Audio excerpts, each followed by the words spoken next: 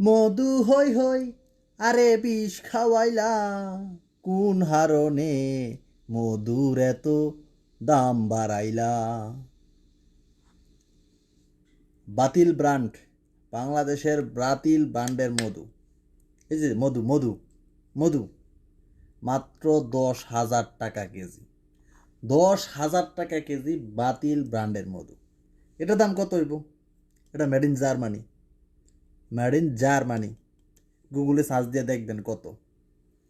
খেজুর, খেজুর 10,000 টাকা কেজি। এই বাতিল ব্র্যান্ডের মালিক কারা জানেন? দরবেশ বাবা। বাতিল ব্র্যান্ড, তাদের খেজুর 10,000 টাকা কেজি, তাদের মধু 10,000 টাকা কেজি।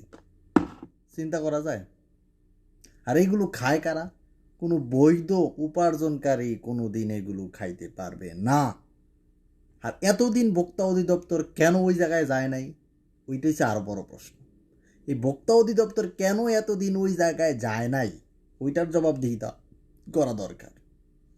এই সালমান এফ রহমানের এগুলো বাতিল ব্র্যান্ড প্রতিষ্ঠান, হেরাই এগুলোর দাম এত আকাশচম্বী এবং ডলার পাচার করার জন্য করেছে।